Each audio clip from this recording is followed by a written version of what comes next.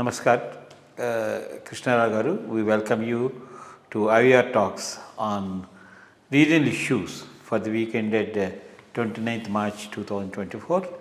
And this especially, like every week, we are discussing about Andhra and Telangana issues.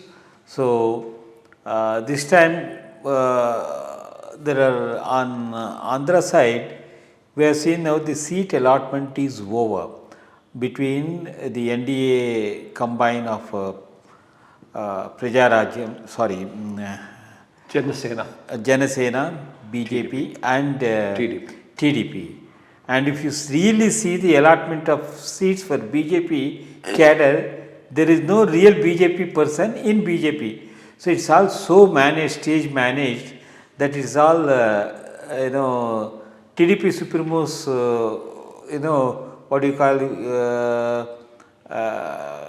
near relations, taking the positions in the election scenario. And for that matter, Chandrababu Naidu, his son, his Viyanka, his son-in-law, and for that matter in BJP, the people have migrated from there and all that. So there is no real BJP person in the BJP combined. It's virtually only Telugu Desam people. They have shared the seats, and then they talked about sacrifice for the purpose of. So Swami Parapananda Swami aptly said, where is the sacrifice? He said, I am a Sarvasanga Parityagi and I sacrifice everything and I want to clean the politics. I am being Hinduatva and take forward the BJP motto. So he has been denied tickets and all that.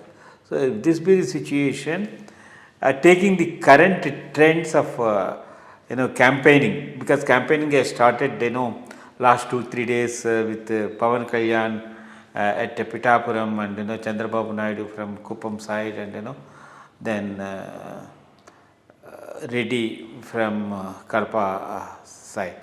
So what do you think is going to be your assessment of the NDA combined vis-a-vis? Now the main opposition is YSR party. Of course, Congress, I don't think there is going to make any your reflections on that first. Yeah, Paramananda Swami is very, very right. I mean, it looks as if there was a match fixing from both sides to ensure that family interests are protected.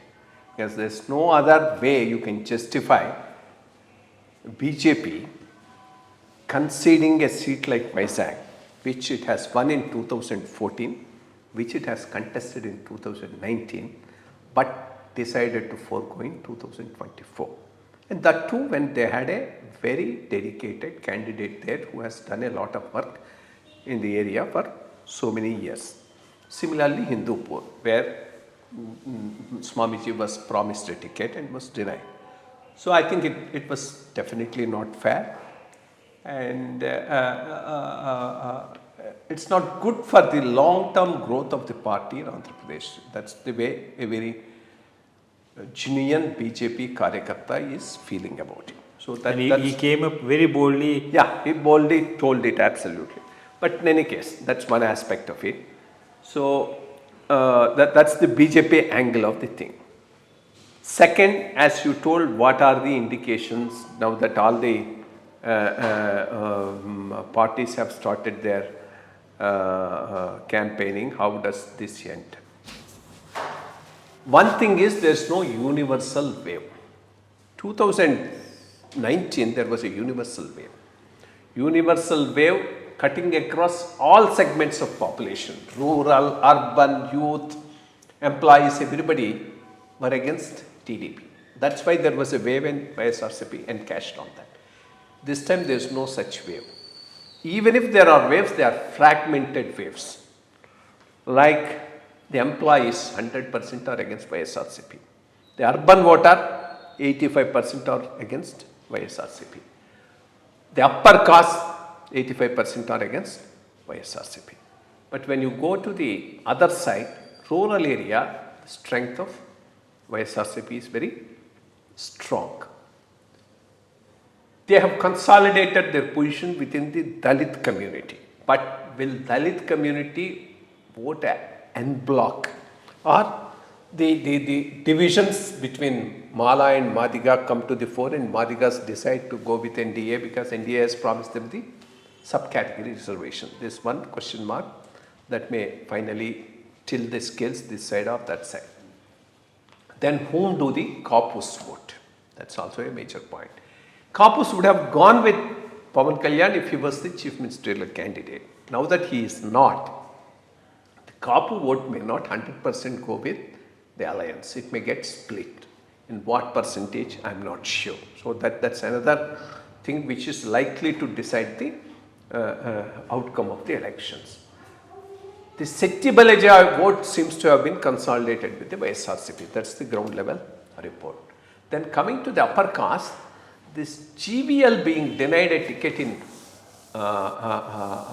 Vizag by BJP has not gone well with the community, with the Brahmin community. That's because they know they don't stand any justice or a chance either with YSRCP or with TDP. But they were hopeful that some justice would be done to them in BJP. When that's denied there also, there's a strong hurt feeling among them, especially when that looks to have been done to serve the purposes of family interests and family politics. So how will that impact the voting of Brahmins is one thing that one has to see, because when there is no wave, each individual small communities also become important in their voting, and how their vote will decide the result of the election. So this is one aspect which is likely to affect the party. Otherwise, the upper caste, the urban vote may go with the alliance. So with this type of a division within the communities and the prevailing system, my assessment is NDA should sail through with about 90 to 95, and YSRCP may get rounding off around 80, 75 to 80. That should be the final outcome, and finally the NDA may form the government is my assessment for Andhra Pradesh. Thank you for giving your insights into Andhra political atmosphere.